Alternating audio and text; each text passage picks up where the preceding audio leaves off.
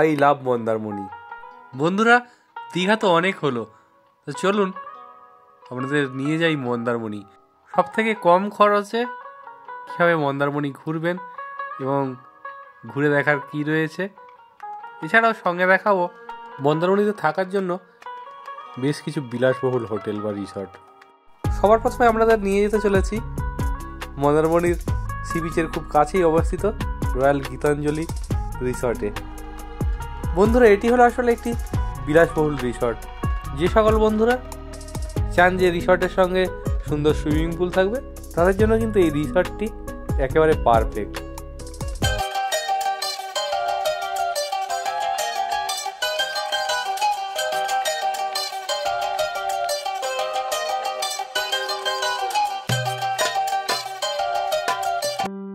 রিসর্টটিতে ঢোকার মুখেই এই সুন্দর সুইমিং পুলটি সকল পর্যটকের দৃষ্টি আকর্ষণ করে।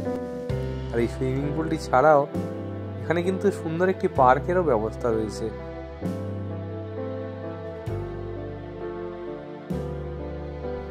পার্কটিতে রয়েছে বেশ কয়েকটি সুন্দর স্লিপার এবং দোলনা।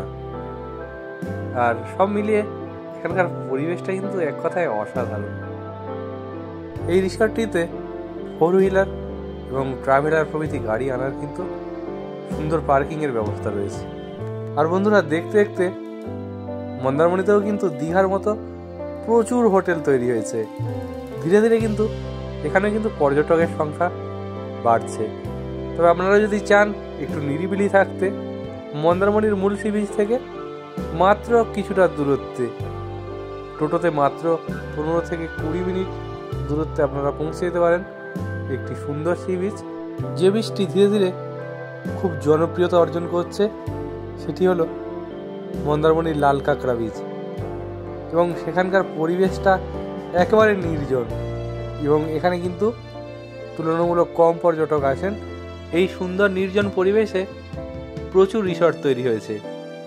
এই সুন্দর রিসর্টগুলির মধ্যে আজকের একটি সুন্দর রিসর্ট আপনাদের ঘুরে দেখানোর চেষ্টা করব।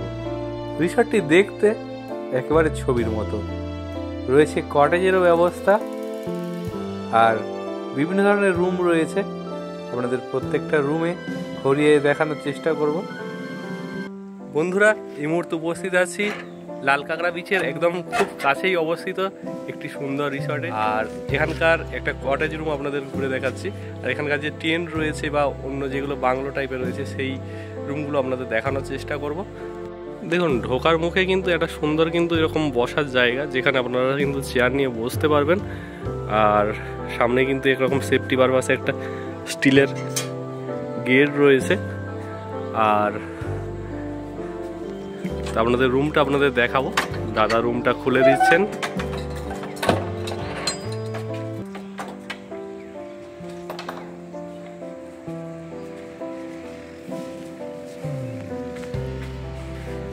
দেখুন, রুমটা কিন্তু বেশ বড়, ফল সিলিং করা রয়েছে, লাইট। এই রিসর্টটির রুমগুলি একেবারে নূতন, মানে সবেমাত্র কিন্তু এগুলি সেজে উঠেছে।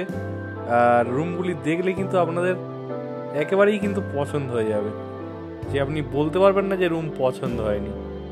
এসি রুম এবং সুন্দর একটি বেড রয়েছে, একটা ড্রেসিং টেবিল রয়েছে এখানে। আর আপনার একটা সুন্দর কাওয়ার্ড রয়েছে।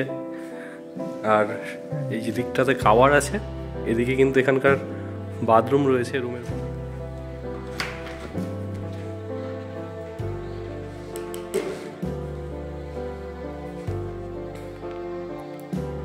রুমের বাথরুমটাও কিন্তু দেখুন বেশ ভালো।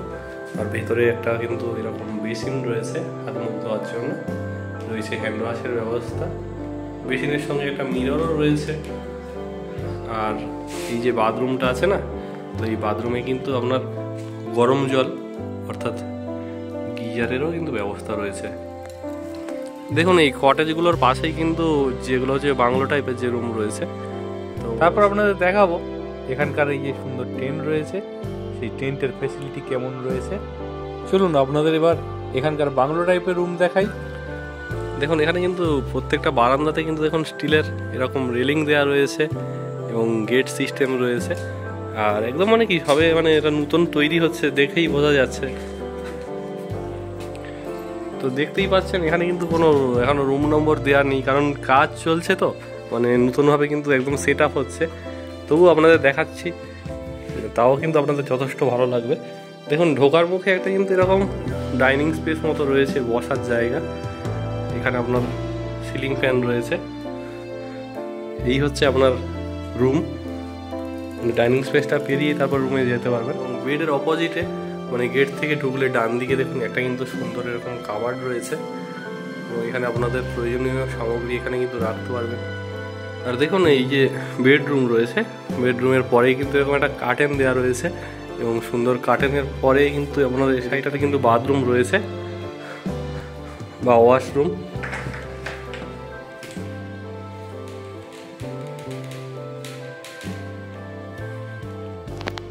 দেখুন এখানে কিন্তু মানে আপনার কিন্তু বাথটাবেরও কিন্তু সুন্দর ব্যবস্থা রয়েছে।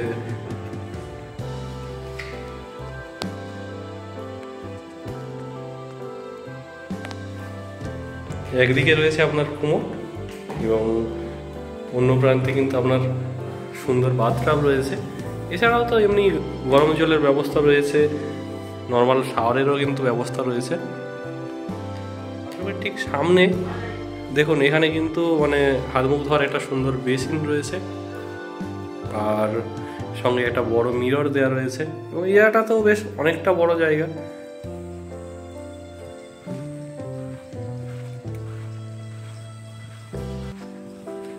তো এবার আপনাদের এই যে সুন্দর যে টেন্টগুলি রয়েছে সেই টেন্টগুলি দেখাবো, টেন্টগুলিতে কী ফেসিলিটি রয়েছে এবং টেন্টগুলি আসলে কেমন দেখতে। তো বাইরেরটা দেখে আপনারা বুঝতেই পারছেন, আর এর ভিতরে কীরকম কী ফেসিলিটি রয়েছে সেগুলো আপনাদের দেখানোর চেষ্টা করুন।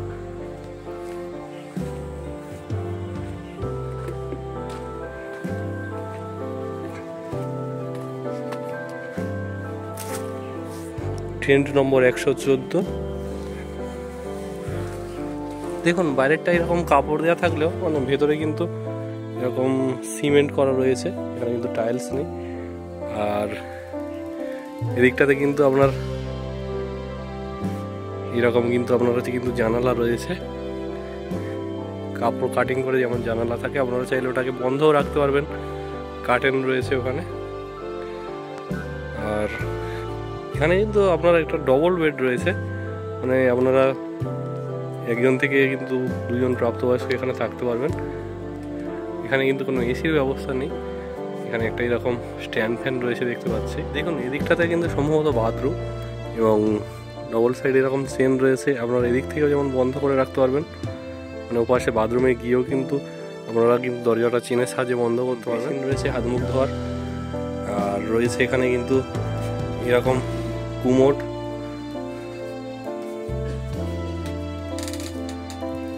এবং স্নান করার জন্য বালতি, মগ, শাওয়ারের যেরকম ব্যবস্থা থাকে নর্মাল, মানে ঘরোয়া যাকে বলে।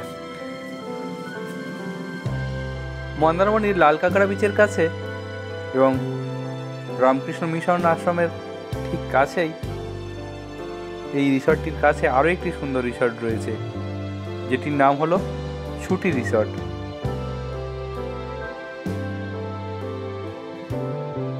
আপনাদের যদি বাজেট কম হয় এবং পরিবার নিয়ে যদি ঘুরতে যান, সেক্ষেত্রে কিন্তু লাল কাঁকড়া বিচের কাছে অবস্থিত রামকৃষ্ণ মিশনের এই অতিথি নিবাসে মাথাপিছু মাত্র 600 টাকার বিনিময়ে আপনারা 4 বেলা থাকা খাওয়ার সুবিধা পাবেন। এখানকার পরিবেশ এবং এখানকার ব্যবস্থাপনা এতটাই সুন্দর যে ফ্যামিলি পার্সনদের জন্য কিন্তু এর থেকে আর ভালো অপশান হয় বলে মনে হয় না।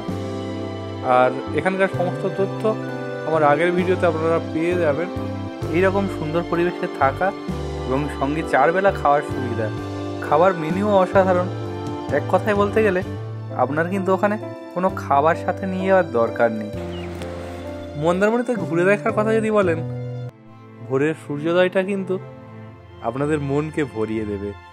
এছাড়া আপনারা চাইলে এখানকার যে মূল সি বিচ রয়েছে সেখানে মার্কেটটা ঘুরতে পারেন, প্রচুর দোকানপাট রয়েছে। এছাড়াও রয়েছে সুন্দর একটি মনসা মন্দির।